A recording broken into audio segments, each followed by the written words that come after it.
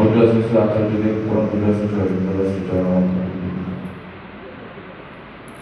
এই সময় উপস্থিত সকলকে আমার জয়গুরু।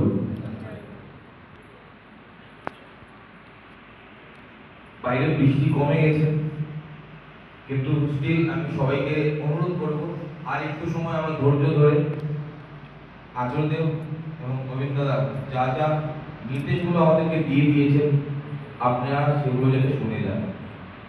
আমি খুব পয়েন্ট ওয়াইজ কথা বলবো, কারণ সময় তাই একটু আমাদের সীমিত হয়ে আসছে। আমরা যখন গল্প শুনি ঠাকুরের, যখন গল্প শুনি আচার্যদেবের, যখন গল্প শুনি অবিন্দাদা, আমাদের এরকম লাগে আমরা শুনতেই থাকি, আমাদের উঠে যেতে ইচ্ছে হয় না।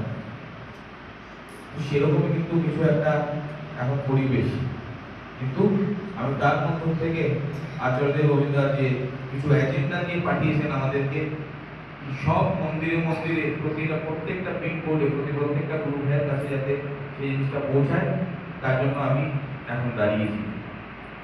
এবার দেখেন, এবার আমাদের আসার উদ্দেশ্য কিন্তু তিনটে পয়েন্ট নিয়ে। তিনটে পয়েন্ট কি কি?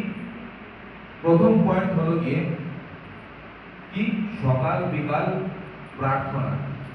আমাদের নর্থ 24 পরগনা জেলায় আমরা দেখছিলাম কি টোটাল 105খানা মন্দির আছে।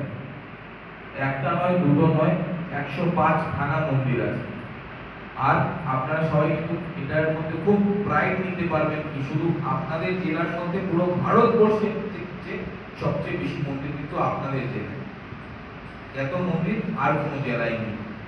আর আরো একটা প্রাইডের বিষয় হলো কি সবচেয়ে বেশি দীক্ষার্থী, সবচেয়ে বেশি গুরু ভাই গুরু বোন আমাদের কিন্তু এই জেলায়, নর্থ 24 পরগনা।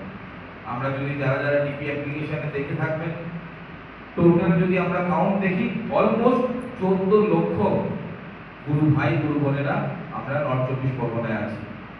সেরকম কিন্তু আর কোনো স্টেটে নেই।